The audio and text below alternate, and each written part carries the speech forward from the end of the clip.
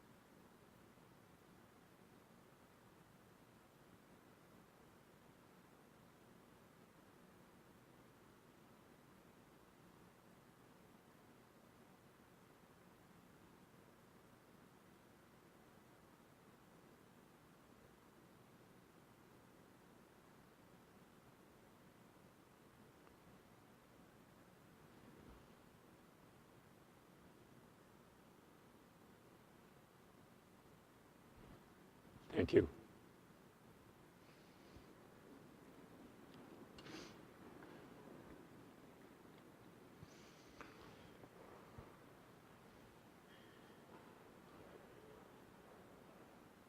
It's been an interesting time. Given where we're starting from now, it's a reminder that these are serious issues we're talking about, starting at this time on this day. We want to make sure that those who gave their lives in the hopes that we would live in peace will have a world that is indeed peaceful. And the kind of institutions we're talking about here are precisely those institutions which are designed and intended to make the world be a peaceful, prosperous, and sustainable place for future generations. I have 30 pages of notes to distill and deliver to you on your very lively discussions. The question then is, how do I do this in a way that helps the pattern of the conference? And I think I'm going to take my lead from this morning's session. We had had enough, and my notes are full of this too, of the some sense downbeat discussions of yesterday, which were full of very careful listings of all the problems that were stopping traditional goals being met by traditional remedies applied in traditional ways. And Paul asked us this morning, could we please be more positive as we approach this? And I'd like to take that challenge quite directly and build a little bit around what we have said, but really my focus will not be to summarize what we have said in the last, but what can we build on the basis of our conversations of the last day and a half that would allow us to think in very practical terms about the future. And in that sense, I'm building very directly on the discussion this morning. Well, trust was mentioned many times. But let me give you the fundamental place where I'm going to start from in this. And that is, I like to look at my audience when I'm speaking. Have you ever done a presentation in an arena format where your audience is 365 degrees around you? You could get sequential eye contact once every 8 seconds if you move very, very quickly. I will do my best. Anyway, they're nice to see such smiling faces. I'm going to take you some distance from the gloom of yesterday, and quite deliberately so. Rob, is now the right time? It may be one bridge too far. I am going to ask you to think about an alternative set of fundamental objectives for how the world is run, how policymakers think, and what they deliver. And then I'm going to talk about how, if you have those different objectives, how it affects the tools you use and the way you run the institutions.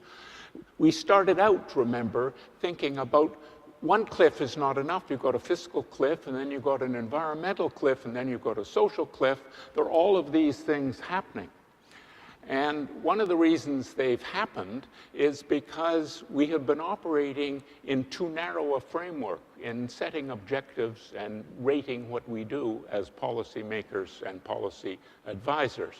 And in particular, for one reason or another, we have focused quite explicitly on economic data and economic objectives when deciding what success was, what failure was, and how you ought to be monitoring policy. So I'm going to give you 5 or 10 minutes on how these kinds of discussions would look if, instead of the World Economic Outlook starting the discussion yesterday, you had the World Happiness Report starting the discussion. Now, this is quite in the line of the discussion in the first meeting this morning, because you will recall they said, what are we up to now? How should we be thinking, G20 thinkers and elsewhere, about where you get the leverage on the planning cycles for this century? The next key moment is going to be, what are the development goals for 2015, 2030, and how should we work out of these kind of meetings into those goals? Well,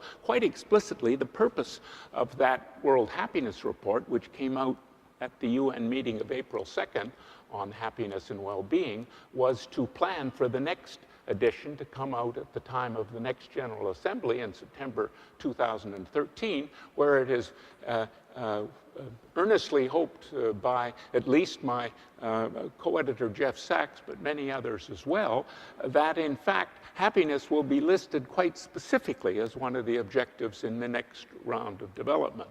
Well, you could see how it's always hard in agenda creep to get something as different as that, or seemingly as different from that, in an agenda. And I'm going to try and explain to you how, in fact, that makes sense and helps to solve some of the puzzles we've been talking about. See, in some sense, if we haven't made it with traditional methods and traditional ways and traditional objectives, is it possible the game could be easier to play if we rethought what we were trying to do? And this is not just a trivial, if I can't meet the objective I set myself, I'll see where I've got to and declare it as my objective. That's not, I'm not cheating in precisely that way. I'm saying really fundamentally, what is it that's important about policymakers? What should they be after? They're building better lives for the people they're serving. Well, to build those better lives, you have to have some measurement for it. It is now possible, and it's done in 150 countries in the world, to in fact assess self-assessments of the quality of people's lives. And it tells us a very interesting story. All the kinds of things we've been discussing here, beyond the economic component, which is well understood and very strong, but a modest part of the overall story, come into play. Well, let me give you a specific to explain that. If, in fact, from 2015 to 2030, these measures are, in fact, the measure we use for the quality of life in countries, the kind of thing countries should be looking to build in their own countries and around the world, you have to have some confidence that these measures actually focus on real things and have the quality in human terms that over 50 years the national accounts have managed to achieve, more or less, in measuring the narrow economic outcome. Unless these measures are done and taken very seriously, they cannot change the objective. The reason there has been such an emphasis on economic policies in these kind of meetings is because it is the economic data that are there and reported, and they are the measures of outcomes, and so they're treated as though they were the most important parts of life. Well, now we have an overall measure of the overall quality of life. We can tell how important the economic substratum is, and it's very important, but it's nothing like the whole story. The top 4 countries in the world have average values on a 0 to 10 scale of about 7.8. The bottom 4, all in sub-Saharan Africa, have average values of about 3.4. More than 80% of the difference between the top and the bottom countries is explained by 6 factors. And they all come into play in G20 agendas. The first 2 coming from the UNDP index, of course, are GDP per capita and healthy life expectancy. 30 times higher in the happiest than the least happy. Life expectancy 28 years different between the top and bottom countries. But the remaining 4 factors, which together account far more than income differences, are, do you have someone to count on in times of trouble? How pervasive is corruption in business and government in your country? Do you have the freedom to make key life decisions? And finally, do you live in a generous country? Have you given to charity in the last month? Now, all of those are key important supports. And we don't have proper measures of trust in the surveys in question, but I can tell you from lots of other research that, in fact, that corruption measure is digging into that. It's very hard to have high levels of trust in those with whom you operate if corruption levels are very high. It changes the process enormously when you, at the very least, you say, I'm not going to follow one path or use one method if, in fact, there are other ways of achieving those results much more easily. Can I give you a flavor of how some of the things we talked about today? Let me pick up quite explicitly the point Cyrus was making early in this discussion. You remember we've been talking about decisive groups, big groups, small groups. What do we get from each other in these international collaborations and cooperations? The example he gave you, we were talking in a side conversation last night about this, so I know more than the paragraph that he was able to give us this morning. The Commonwealth is a beautiful example in its application. He was explaining how the experts and officials in the Commonwealth countries are jointly facing the environmental pressures and policies that are needed, especially in these most fragile, exposed, very small economies, to actually do something and make it happen. And he described the process, and it was very apparent. It was exactly the kind of process we know from research works. Why and how? Because people are happiest, and see, this is so counter to what you typically assume. People are happiest when they're working with others, for others. So you need to be working together, not just spinning your wheels. So if you're in a frustrating meeting and nothing is happening, that's not the kind of working together that keeps you happy. You have to work together with people for something that matters. So it has to be legitimate, and of course you have to trust them. And of course he described how the frequency of these meetings and the fact that these were not power relationships, that's very important also, because the idea that why is the generous person happy and not the taxpayer happy? It's because it's their volition, it's their freedom, it's their choice. They're there because they want to be there. And it's all the difference between compulsion and freedom. And you can see how freedom comes in all the way through here. They want the freedom to say it's them. Remember, we've been talking the last day and a half about buy-in.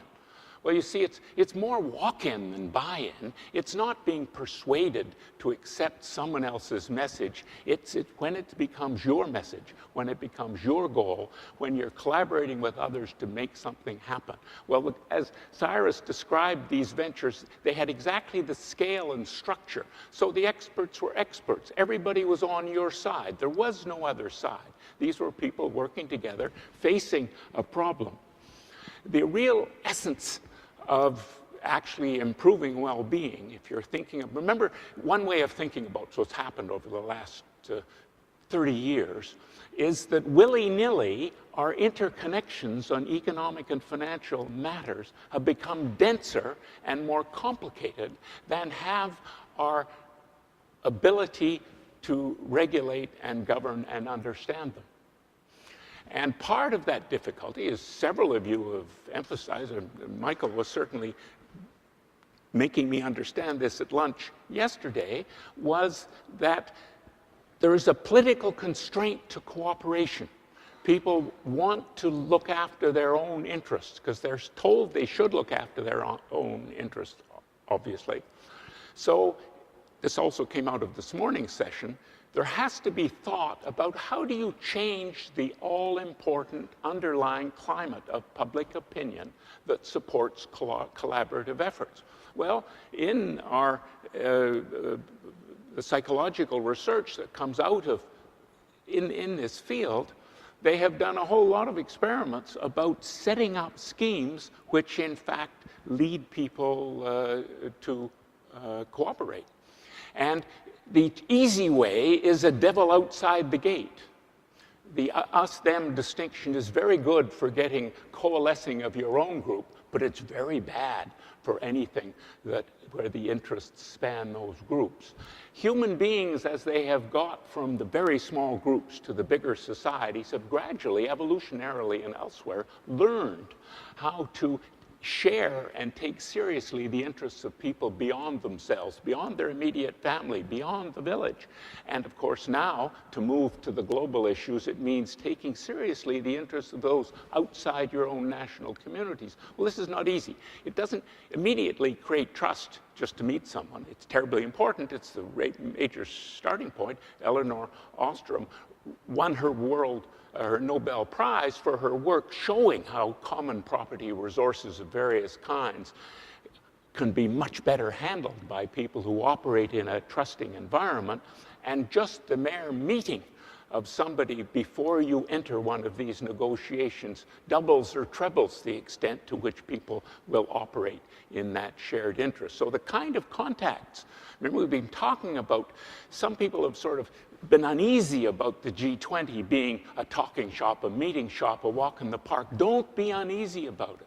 It's precisely that kind of human connection that builds the kind of trust which then leads to the understanding and then seamlessly leads you to take the other person seriously. And it means taking their objectives seriously and not just understanding them better. So you move quickly from a win-lose situation to a win-win situation if the person at the other side of the table or other side of the conversation becomes part of you. And they become part of you as soon as you trust them and empathize with them, and that happens through these human connections. Human beings are intensely social animals. They're more than social animals, I have to beat this on the stick a little bit because it, in fact, is so counter to what we have been taught in our courses and what we talk about in committees. The science is still active, but it's much stronger than the outside understanding of it. Human beings are not just social, but pro-social.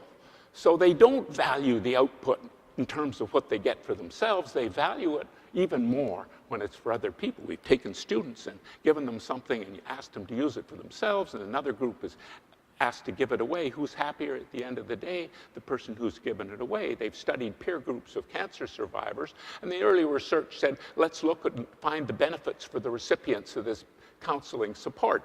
Only a couple of years later did they say, well, maybe we ought to go back and look and see what the consequences were for the people giving the peer group support. It turns out the benefits for them were much larger and more long-lasting than they were from the recipients of the support. It's counterintuitive to people, even who are psychologists in the profession. They have to be brought to this understanding that, in fact, people are intensely pro-social. Well, how does that work in the environment? Well, you could see how it unlocks so many of the boxes that we've thought of as closed. First of all, by establishing these, what we call encompassing identities, right? You have to move beyond the local to get the bigger ones. Oh, and they're competitive, by the way. We've got a lot of evidence about people are happier when they feel they belong. But the beauty is, you don't have to belong either to your city or your province or your country. You can belong to all three. You don't have to belong to your ethnic group or your country. You can belong to both. And the people who have these overlapping and encompassing identities are the happiest of all. So there's not an identity crush going on here. In fact, these overlapping identities, and that gets back to a point Cyrus made this morning and others have made, that there's a real positivity in these grouping of overlapping G's. Remember how representation can be got? You can all be at the table. That's stupid, right? You'll quickly get into the unproductive table thing and you've lost what you were after. But you can have overlapping tables and you can have feedback tables, and all you need is to get people feeling they're a part of a sensible process, and then you start getting actions really happening. And of course, the multiple identities allow you then to have indirect poolings that spread your sense of shared future much more broadly than your own contacts. So these overlapping G's are a critical part of that. They shouldn't be ever thought of competitive, trying to line them up together. That's the wrong way to get these human consequences. You have to then make sure that they overlap and you maximize the diversity of this while keeping its reality. We're going to be proceeding pretty soon to a general discussion where we will start with the people who were left on the agenda before the coffee break, and then I'd invite you to pose any reflections you have about what you as individuals and we together have learned from this meeting. I would encourage you, just as I have been brave in moving out of the framework that we started with by making it broader and more forward-looking, I invite you to do the same things. You always, in some sense, learn more when you push yourself out the norm. And what I sometimes do to people is deliberately make a fool of myself with a purpose that I sometimes have time to explain to them. And so let me try that on with you at the moment. Having said all this, are you happy? Oh, yeah. If you're happy and you know it, clap your hands. If you're happy and you know it, clap your hands. Now, this is a scientific experiment, which I had more time, I'd properly explain to you. But in order for the scientific experiment to be done, you have not to watch me, but to join me in not just clapping, but in singing. Can you do that? Just do the experiment. If you're happy and you know it, clap your hands. If you're happy and you know it, clap your hands. If you're happy and you know it, and you really want to show it, if you're happy and you know it, clap your hands. Are you happier now than you were a minute ago? 30 seconds ago? The science says yes, but you'll be happier still when I shut up, which I have now just done.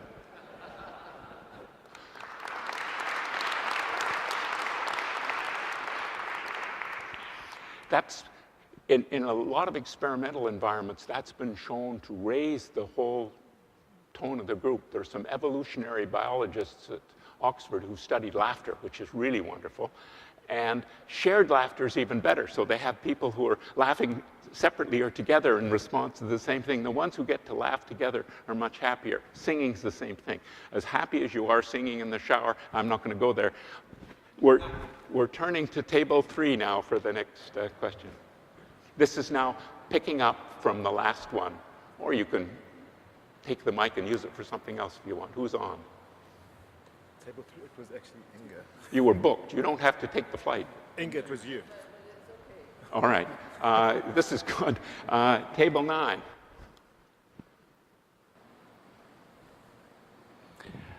I'm a bit reluctant to sort of go back into... You can sing it if you want. I think that will not make anybody else very happy.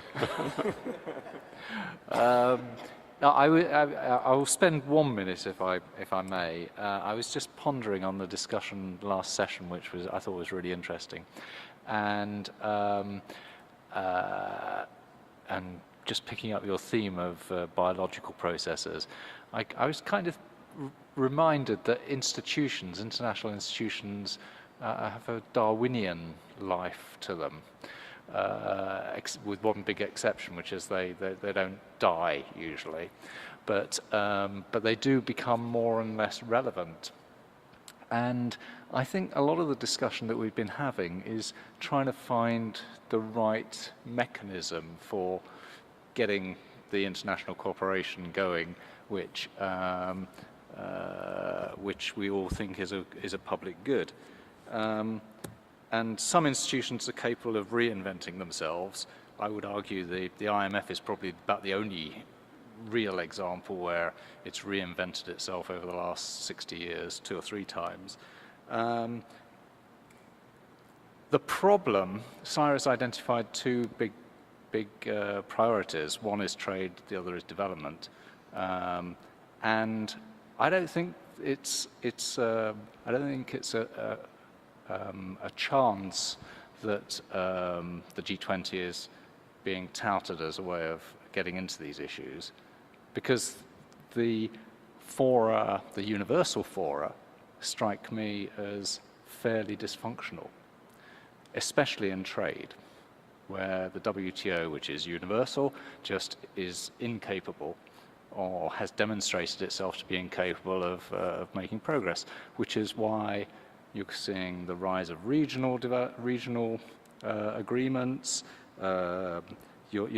People are searching for ways that work, and they'll carry on trying until they find something that does work. So I think there's some messages here about designing institutions in a way that actually meet the purpose. And I don't think there is actually a single answer. I mean, there is a problem in all of this, which is people have suggested, why don't you expand the leaders' face time? Actually, they have very limited time and limited tolerance for these discussions. It is said that when the G20 summit process started, President Obama said, I'm only going to one summit a year. So if it's the G20, I'm not going to the G8. I mean, he didn't live up to that promise, but nevertheless, it's an indication that there is limited tolerance for these things. So you better make best use of it, and you better make sure that the institution itself is best fitted, best suited to address the issue. But just one last thought, which is, as the Russian presidency starts, maybe they should have singing competitions at the start of each session to make them more productive. Everything goes better with a glass of vodka, perhaps. Over to table 4. Again, this And was a people comment. can raise their hands for subsequent questions at this time. So you, No, this was really comment to on the previous session, I guess, much as Steve's. But I mean, Kofi Annan used to, ask all the time in many discussions to the team, what United Nations are you talking about? Because the United Nations, he said, is the intergovernmental organs. And I think this is a very important point that unfortunately is lost all the time in many comments about the United Nations. I mean, whenever or the IMF or the World Bank or the WTO, is that the real bodies are the intergovernmental ones, and so this issue of trying to blame the international organizations is just misplaced. I think the main responsibility of government that don't like a way an international organization works is to reinvent it, is to propose change, which can come from different quarters and find a coalition that is capable of doing that change. I mean, we talk about, for instance, the IMF reinventing itself. I think that's a good example that Steve. The United Nations was also totally reinvented after the fall of the Berlin Wall. I mean, when you think of the peacekeeping operations of the UN, for example, the fact that the Security Council for the first time was able to reach agreements on many issues, or the series of summits and conferences, many of which created new international institutions. I mean, we talk about climate change. That's an outcome of the one of those summits, and there are many, many more. So when governments want to use international organizations which are of universal character, they can actually work. And so trying to blame international organizations is really a wrong way of doing it. That's why, in my view, the basic problem, including of the G20, is that they are not discussing what is the international organizations that they want. And this is true of the IMF. For example, I think the area in which it has done a bit more of an effort, I guess in regulation of finance with the creation of Financial Stability Board, that's another achievement of the G20. But I totally agree, for example, with Jack Berman that the best way in the strictly macroeconomics is to give that role. Say, okay, we designed this instrument that the IMF is going to run it. And you can think of many, many others in many other areas. If you think the climate change negotiations don't work, okay, propose alternatives that do work. to solve that global problem. So that was my comment on the previous session. There is an issue that I had not spent much time at the UN in recent years until this meeting in April, and it was quite remarkable, the convening power the UN has. So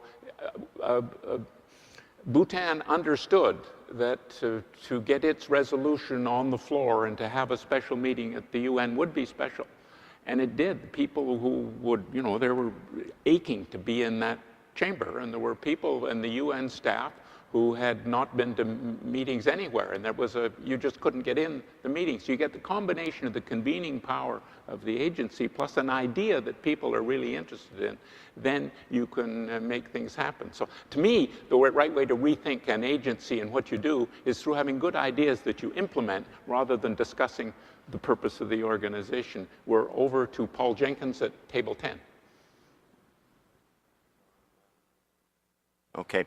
I'd like to come back to a point you made around the complexities of the world as we know it today, and you used the word densities, and I interpreted that to mean the interdependencies, what ties us together in the world economy. And given those complexities and the densities that exist, the world is harder to govern.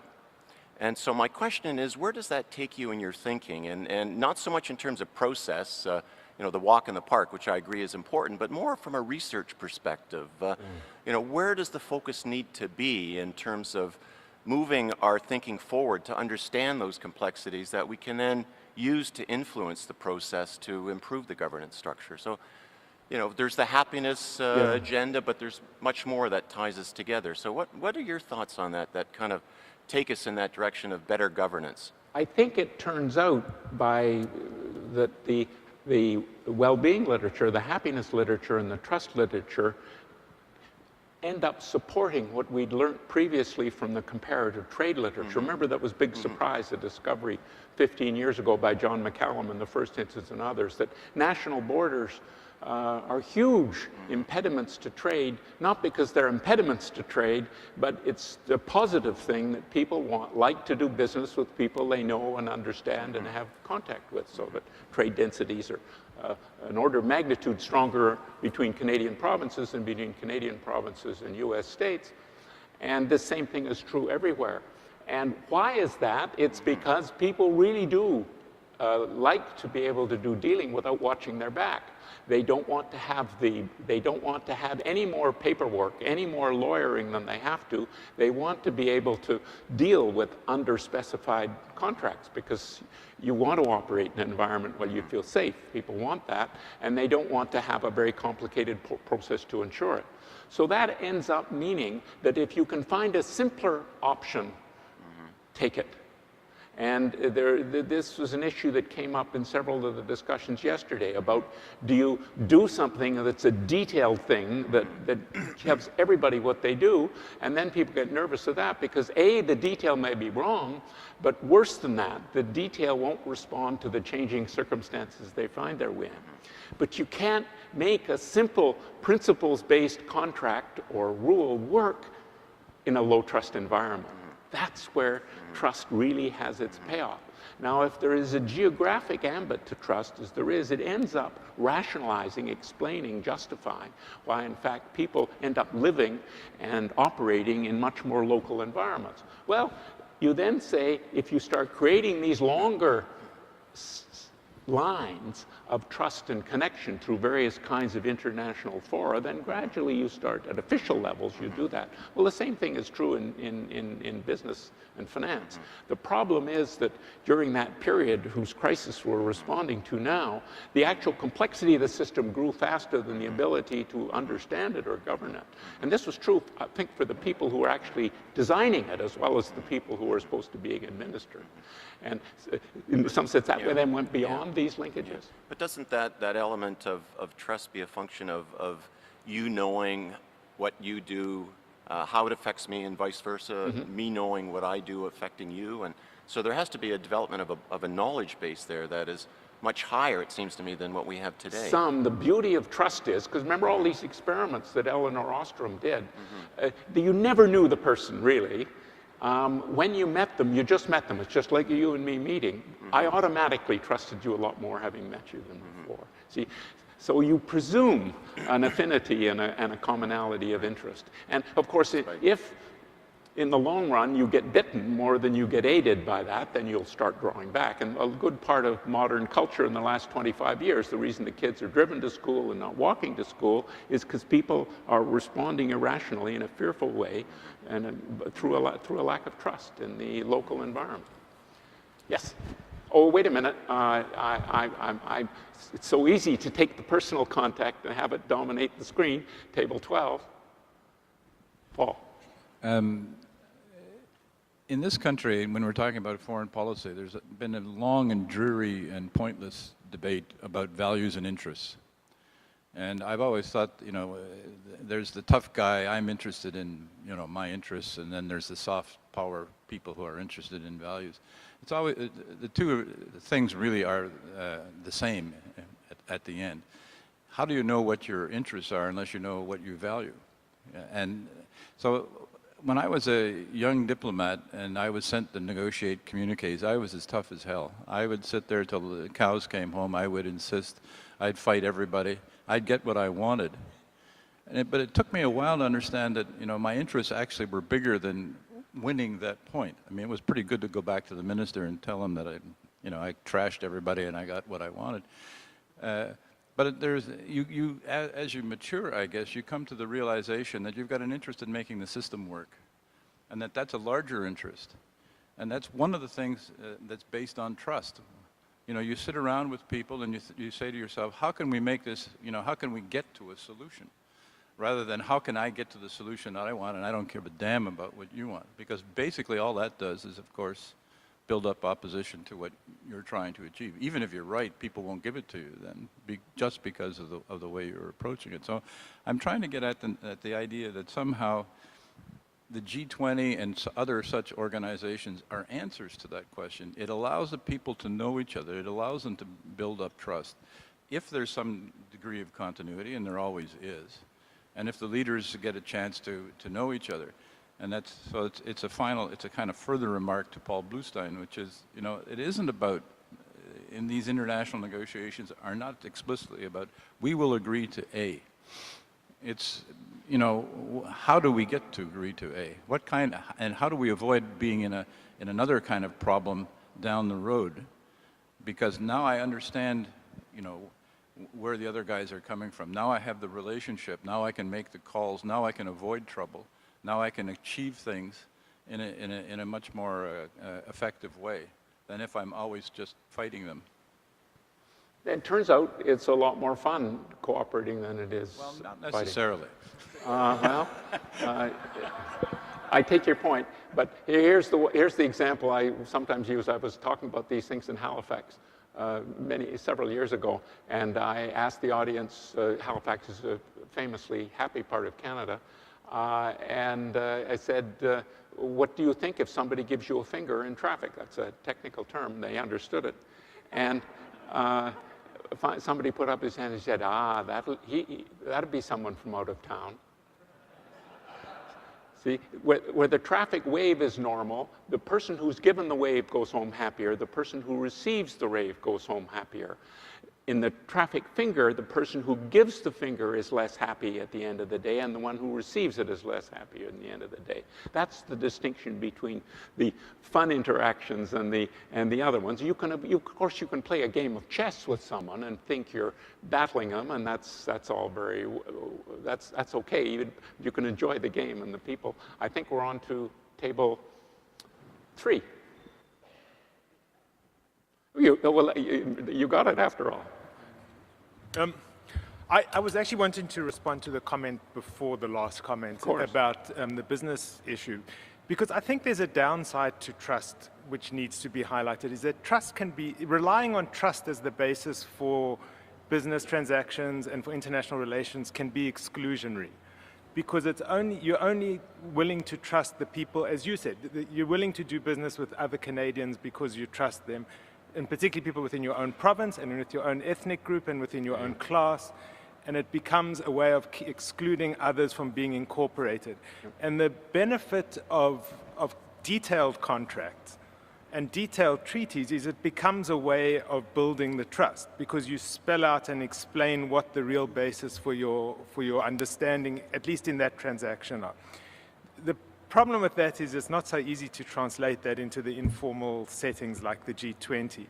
But I think if we see trust as just having a good side and don't see the downside of trust, because there are many examples around the world where you can show, for example, in the diamond trade, where everything is done on the basis of trust and a handshake, because everybody knows each other and they come from the same ethnic groups or similar connections.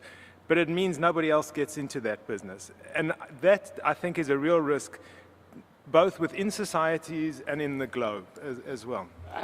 Wonderful point. And of course you're right, but it's not a downside of trust. It's another way of putting it is trust is not enough. And trust of the straight interpersonal sort is not enough. So if you look at the societies that really work in the world, and the international agencies when they work best, are ones where they develop an institutionalized form of trust, where you trust the agency, you trust the action, you trust the tax law, whatever it is, and you obey because it's a norm. I mean, to me, what's really important as a driver is a social norm. Well, one of the social norms is how you behave in a personal trusting relationship. Another is how do you react to the rules of a shared institution. In a high shared norm, the shared norms are really important for anything. But the point is, if you're going to be in a win-win situation and internalize the externalities of the environment or anything else, you then have to have a shared norm that takes these broader interests in future generations into hand. So that's super to recognize it. Your name was taken in vain. You're entitled to respond now. I'm grateful for that, thank you, and I'm happy. I wanted to just come back to a couple of things, one on trade, from Stephen's point, and one on the UN system.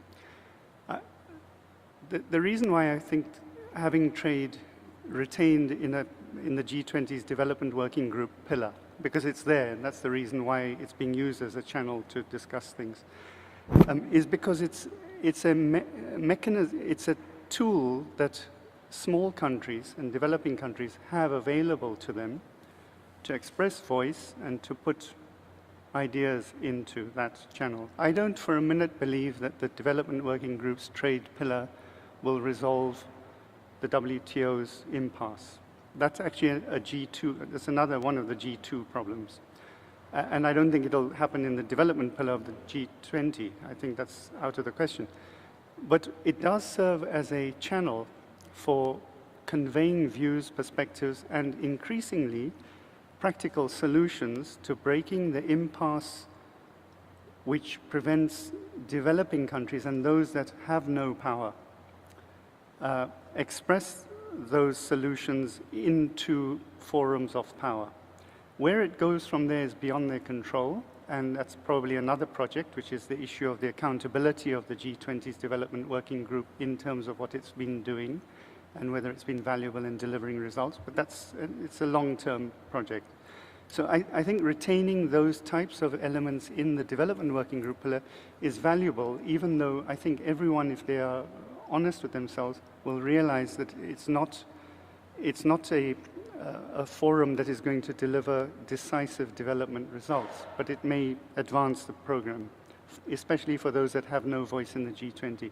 On UN reform, the point I was making earlier wasn't that the entire UN system is decrepit and needs reform. Actually, I find for developing countries, again, similarly with the use of the trade channel in the DWG, they are maneuvering at the margins. That's what they're doing. They're powerless. They don't have voice. They don't have voice in any of the key forums. And they're using every forum to get as much as they can. Now, in the UN system, UN General Assembly is actually and the margins of the UN General Assembly is where major deals and transactions actually get done and are brokered in the margins of that forum. For the poorest small states, the whole agenda on small states and small island developing states actually has proceeded successfully through the UN system and in the margins of UNGA, as has many other areas of development work on migration, work on remittances, Many, many issues have come through that process very successfully, actually, with very useful results for developing countries. So my knock on the UN system is actually on the environment, is the fragmentation of the environment, climate, sustainable development pillar particularly. So I didn't want to leave this with anyone thinking that I'm knocking the whole UN. I think there's a lot going on in there. Thank you for that clarification. Table 7 is next. Okay. My hard-boiled journalistic exterior has been, you've cracked it, Professor, with about these experiments and trust and just meeting somebody. It resonates with me. Having said that, I want to clarify. I don't mean to deride the value of these meetings in terms of how they help people bond with each other. And if you can persuade these extremely busy people to have 2 or 3 day meetings, more power to you. I'm with the people who, I tend to think, I believe Stephen Pickford and the others who've said, you're not really going to get them to sit down that long, but if you can, great. I'm not trying to diminish that.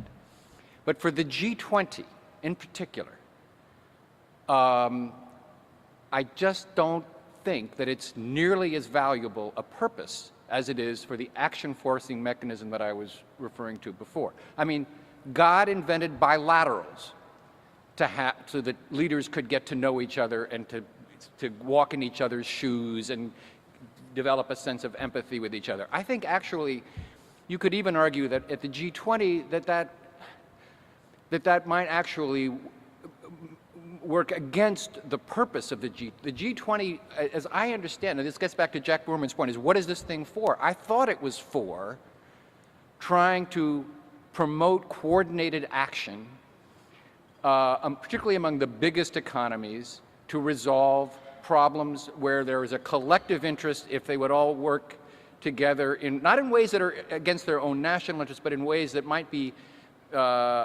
more in their long-term interest than in their short-term interest. There might be political adjustment problems, but countries would see some value in taking steps if other guys would take steps. I thought that was the whole purpose of this thing, and that's why I'm trying to make the case that what you want to try to get these meetings to do is to to use, I think it was Colin who used I can't remember who used the term, holding their feet to their fire. That, to me, is the value of these things. And anything you can do to use the press or to use think tanks to just beat up on them and to make them feel ashamed that they're not acting in the global interest is to the benefit of humanity. I don't know how much happiness it'll generate, but that to me is the purpose of these things. And as I say, I don't, 20 people in a room for the short period of time that you have, I just don't, I think the most trenchant comment anybody's made in these last 2 days is Professor Shuilan's point about if we had these meetings in Chinese, then the Chinese could all, could enjoy an informal meeting a lot more. I mean, I live in Japan. I have to tell you, when you're an outsider in a room full of people who don't speak who are very distant from you culturally, you really, I mean, it's rather alienating. I think we've all had that experience. And I don't think we should underestimate how big a problem that is particularly for the Asians in a room where where the common language is English. So I think these meetings have other purposes that are more important. I think the meetings actually share one of the purposes they do is actually lead to the construction of these social norms so that then they become more powerful and effective. I sense there's a two-hander on that, is that correct? I'm prepared to accept a two-hander on a particular point before I go back to the next table. We've got 3 two-handers, so that's 6 hands. Go for it. I was reflecting on the extent to which perhaps optimism and pessimism need to be codependent, because it's become commonplace in these four to remind ourselves that it took the economic cliff in 2008 to lead to action like forming the G20 and getting coordinated stimulus measures that staved us off from depression. And similarly, in the last few days, we've heard people talk about the environmental cliff that we're going to have to face before we get coordinated action on the environment. But I like to think that there's a better dynamic at work than having to scare ourselves with, as you say, the devil outside of us. And I'm reminded of what Paul Heimbecker talked about this morning, the things that are measurable progress, including a more connected world than ever. I think there's an upcoming generation that through technology is starting to see themselves as part of a planet, increasingly among those overlapping circles of belongings with which people might identify. And I think that's progress that we can look to.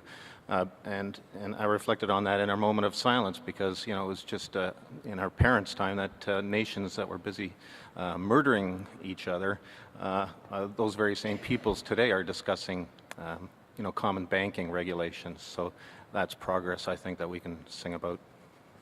Thank you. Gordon? Paul mentioned the word empathy. First time I've heard it in the last day and a half.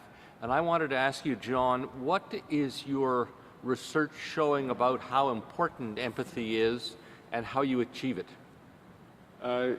Empathy is, one definition of empathy would be taking another person's interests almost as your own. Yes. And that is implicitly what's happening when you find yourself being happier doing something for somebody else than doing it for yourself. That's empathy. So it ties in very strongly. So that empathy, in fact, is evidence of win-win. It's the reverse of the Jones effect. The Jones effect is if you've got a smaller car than your neighbor, you're less happy. So their big car makes you unhappy. The empathy is the reverse. When they're happy, you become happy. And if they have more of something, then you're happier for that. It doesn't tend to work in material things as much as emotional ones. Yeah. Okay, are we back to table 2? I'm sorry. I'm not very good at this. Go for it. Thank you very much. Well, I want to tell you that I'm really happy today. I'm much more optimistic from what we heard yesterday. I think we are in a moment of strengthening the multilateral system, and in that sense, it is important to create synergies among the different bodies, the UN, the G20, the regional development banks. I know it's quite a lot of international organizations out there, but we need to do much more on cooperation and coordination, and I think we're in a good moment to do that, and the think tanks can contribute a lot to this. I just wanted to make a clarification. Trade was seen was one of the main topics of the leaders' agenda during the Mexican presidency. It was not just dealt at the development working group. There was a clear commitment of leaders to commit to open trade and investment, expanding markets and resisting protectionism. I want to share a happy note with you. I had the opportunity to participate in the ministers' trade meeting in April, and I clearly remember that the Minister of Trade of India said it was for the first time in 5 years that he was happy in a meeting because they had the opportunity to discuss different issues. At that point, what we discussed was the impact of global value chains on world trade and also the regional ones. And as I was saying, trade was one of the main points in the agenda of the leaders, and they committed again to ensure the centrality of the WTO, also to reaffirm the standstill commitment. As Lourdes was saying, it was for the first time that they agreed to extend that commitment. They also committed to maintain a supportive business environment for investors. I think that's important. Also, it was for the first time in many years that leaders didn't repeat the same words that had been used in the past, saying that we will commit for a successful Doha round. Instead, they committed themselves to pursue fresh, credible approaches to furthering trade negotiations. Also, there was a mention to enhancing developing countries' participation, and they called on different international organizations, including the WTO, UNCTAD, OECD, and others, to try to cooperate and work together. So I just wanted to make this point that it was not just in the sidelines of a working group, but that was one of the main topics in the agenda of the leaders. Thank you. Thank you. It's back to table 2. So shows red. Oh, it's on. Yeah, I want to say I'm a very happy person, but I trust very few people. And let me explain why. I think it is partly the fact that I'm a woman, but I think many developing country policymakers will have similar experiences that are similar to a female experience. Put yourself in the shoes of a woman in Ethiopia. She will live only up to 45 years. She hasn't seen any much action on improving her life expectancy and improving her health, reducing maternal death. She wouldn't even know where to go in order to point out these problems and raise her voice. And even if she had a place to go somewhere, people wouldn't probably not listen to her. And if they were to listen, they probably wouldn't follow up on it. So if you bear situations like this in mind, there is no reason for the majority of the world to be trusting those who take decisions. So while I'm seeing the value definitely of a G20, we must, if we ever want to come to a more trusting world, we must also have the bodies that Jose Antonio is talking about, the G200. And what the G20 should do is to find and think hard about ways and means of having a G200 structured in such a way that there are plenaries plus executive decision-making bodies for the interim or to follow up. So I think for the time being, I would beg you, go easy on the plea to trust. And the slogan to propagate and the concept to propagate is really open, participatory decision-making that is at the same time effective. Because we don't want to be given anything. I want to struggle for myself, and I'm happy because I have built up the courage to do it. So we want to struggle for our own fairness, and therefore, please, maybe you add to your presentations that what is really imperative to build a world of more trust is openness, fairness, actually listening to each other, and recognizing that maybe the fair deals are the better deals because they will last and be durable. And here I can add the point I wanted to make earlier on table 3. We have to come to a recognition that if we have such open participatory decision-making, and if we have fairness in mind, recognizing that the other one will also try to walk away with a positive bargain, then we would be exercising our sovereignty based on smart power. We would not exercise power over people, but with people, as Joseph Nye also told us long ago. There's good research supporting, as you might guess, all of those points you made. On the question of soft power, on the basis of what I've been learning for the last 15 years, it's the wrong word, because it isn't power. Power is where it is a power relationship. The soft power that works is influence. Yeah, I use soft power because I thought there are so many power-driven people in the room. Exactly. No, my key term is actually, as I mentioned to Paul Martin and others, it's smart sovereignty. Exactly. Well, that was exercising sovereignty smartly. I like that expression. It's table 8 now. Yeah. Actually, the exchange this morning and many of the things that were said before made me think about more general terms that you challenge us to do, John. And I think that in terms of improving governance, there are at least 3 things that emerge out from this discussion. One of them is that we must recognize the sort of changing nature of the world we are in. And as I said before, you know, we had, each of us has its own particular and preferred window to see these changes. But really, we are in a process of a massive interconnected changes in practically all aspects of human activity, from all the way from climate change and all the cliffs that we mentioned to the possibilities, for example, just to mention one among many, that we are now in control of the process of our own biological evolution. It's not that we have simply left it to genes and, and chance. In 20 or 30 years, we're going to be able to design the type of children and grandchildren that we want. And this brings tremendous responsibilities. And this is just one of many, many, many more changes that we have in there. So we need to invest in understanding these changes that are in front of us, the linkages between problem areas, the interconnectedness that is creating new forms of vulnerability and fragility, while at the same time opening new opportunities. And the first word is basically knowledge, understand the situation that we are in.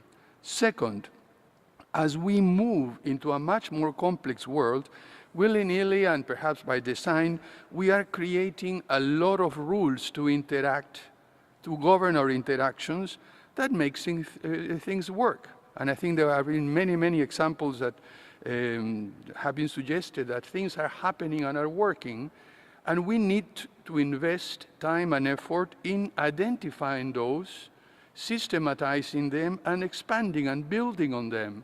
I mean, you mentioned before the rules of interaction in traffic, but sometimes they are simply, and I sort of urge you to do the same, when I'm just about going to cross a street in a zebra crossing, what makes the other car stop and allows me to cross?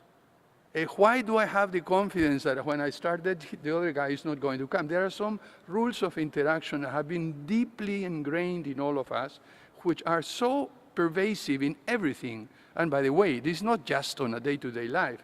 When I first went to the UN, you know, I was sort of instructed on some of the implicit rules that govern the system of negotiations there. And after a year or two, I was able to walk into a room without fear of being clobbered by arguments coming from one or the other because I knew the rules. So the second criteria, things are working. Now let's identify why, which are the cases, and figure out and expand. And then comes the third rule, which, or the third principle, I guess, that emerges out from these discussions, is that we need some spaces, you know, we need some common ground. And, you know, whether it's G20, whether it's the UN, whether it's the Commonwealth, basically these are sort of meetings or opportunity to create common ground and to begin to share values. But in order for that to happen, you need one fundamental value that underlies that, which is that of tolerance. You must be ready to accept a different point of view and consider it valid, and then start building from that. And the spaces where you create this common ground, these shared values and this tolerance are very few and far in between, especially when you're getting more and more interconnected and everybody's piling on top of each other. So the three words are knowledge, rules of interactions, and space for creating common ground. And I think that if you think that and build it into the, whether it's G20 or whether it's a problem of different cultures and so on, which that's the most difficult one, but basically know them, see what are the rules that make them work, and second, create spaces where you can accept the other who's so different from you as you accept yourself. And with that, I think that's some of the basic principles that are behind the type of happiness indexes that you're describing, John. Thank you. Thank you. Table 4 next. I'm still here. Yeah, I 2 points I'd like to make. One of them has to do with this attitude in terms of whether the meeting should take 1 day or 2 days.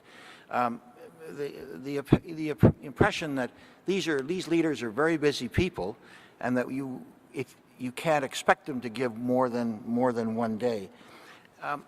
You know, fundamentally, in the kind of economy in which we live, in Canada's case, the single most important issue we face is not an internal economic issue. It's the fate of the Eurozone, it's the fate of the United States at the fiscal cliff, and its growth in China. The most important issue for China, and obviously among others, is certainly what's going on in the Eurozone and the United States, which is damaging their exports. That's the reason for the lack of growth. The most important climate change issue we face in Canada is not the oil sands. It is, in fact, what's happening to the rest of the world. And so I find it very difficult to accept that whether it's 1 day or 2 days, there may be other reasons for not giving that, but I can tell you that the finance ministers G7, which was probably the single most successful of these kinds of cooperative efforts, was successful because they met 4 times a year. I'm not saying the leaders should do that, but I think that to say that there is a time constraint on the leaders dealing with these issues in an integrated global economy with no dominant superpower doesn't make any sense to me. The other thing, and since we're coming to the end, I'd also just like to say one other thing, and that really is to thank John Helliwell for what really was a brilliant presentation and bringing us to this point. I say that because, and I say this on behalf of my colleagues at the table 4 where you have worked, that they always tell you that if you watched how sausage was made, that you would never eat it. Watching John Helliwell pick away with these 2 pitiful little fingers at his laptop is without a doubt the most painful thing I have ever seen in my life. That was so I want to thank you for that. I don't know how what you did came from that terrible exercise that you went through. And the other thing that I'd just like to tell the authorities at CIGI is that I don't know if this is being podcast or not. But if the podcast caught me singing and clapping, I'm going to sue.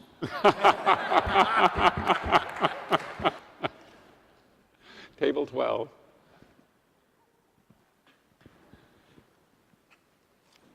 Is this, yeah, okay. Well, just to follow up on what Mr. Martin said, one very small, we were asked for concrete solutions this morning to problems. One concrete solution would be to have the G20 take place, at least one G20 a year. Maybe there would be more G20s, but at least one at the UN. They're all there anyway, so your time that's invested in going back and forth is already spent. So why not take a day while on the eve of the general debate, and get people together? And also in the case of Canada, would have saved us $1 billion. And it would have the added advantage of bringing the Canadian leader to New York. Thank you. I'd like to thank you all for making this enjoyable for me, this session. Thank you very much. It's time to draw the official sessions to a close, and the person who will do that will be Rohinton. I'd like to invite him to come to the podium now. Thank you very much, John. So, in fact, I was scripted, and I'm very bad when I'm scripted. I was supposed to mention at the opening address that this event would be podcast. In fact, it was podcast, and we've never heard of Helliwell. Don't know him, never heard of him. So all that remains now is to wrap up and do the acknowledgments. And it struck me that in many senses, Jose Antonio and John gave us the bookends for what we were discussing in between. Jose Antonio had a very deep presentation, but he reminded us about the importance of history in understanding things and the importance of belonging and voice in designing arrangements. And then John this morning gave us a very sort of broad spectrum view of welfare and why we're all here. And then we spent the intervening time drilling down in 5 areas to understand how we can make the world a better place. And through it all, the power of ideas, the power of dialogue, and the 3 very sensible things that Francisco said at the end were the common theme. The only other thing I'd say about this all, speaking so very vicariously for CIGI, is that my colleagues and I found this discussion tremendously helpful at several levels. And although we will be coming back to these issues, in fact, they form the core of what CIGI will be doing in coming years. Doesn't mean we'll have this kind of meeting and have the same agenda every time, but you can rest assured that the idea here is to follow these themes, and I think it's going to be interesting to take the papers that were presented and will be sharpened after this meeting, and then redo them every few years and see how far we've come on issues like IFI reform or capital market control or in fact the overall chapeau which you've provided us. The other thing I will now do is to remind us that meetings like this don't just happen. And so I'm going to sort of acknowledge a few folks and a few groups, and I'm going to ask you to hold our sort of acknowledgement of this to the very end. Many of you have been in touch, I know, with my colleague Anne Blaney, and you've also been hearing from Deanne Leifso and Agatha Ankiewicz, and I want at the outset to thank the three of them for all of the organizational and programmatic arrangements that made this all happen and happen so smoothly. The CIGI'12 Program Committee was chaired by Jim Haley, and as I said the other day, Jim left us very early in the process and has proved that there are often more than 24 hours in the day. Either that or he doesn't really have that job in Washington. So I don't know which it is, but thank you, Jim. And Jim was backed up by Tom Burns, Barry Curran, Paul Jenkins, and Fred Kuntz. So thank you to all of you for making this program so rich. In terms of the content, of course, the content was provided by all of you, but stimulated by the 5 papers that we saw at the outset. And so I'd like to acknowledge the authors again, one Jim Haley, Pierre Siklos, Tom Burns, Barry Curran, and then Paul Heinbecker and Fen Hampson, who did the paper on leadership. The technology here, I thought, worked very well, and so I do want to acknowledge the IT and facilities team for making this venue as effective as it has become, and our media and public affairs team for giving us such an effective platform for communicating to the rest of the world, and the publications team for their patience, which will be called upon over and over again as we bring all of this, not necessarily into a volume as we know it, but as I like to say, into something that's live, almost a live volume that will define the global governance evolution over time. So thank you all.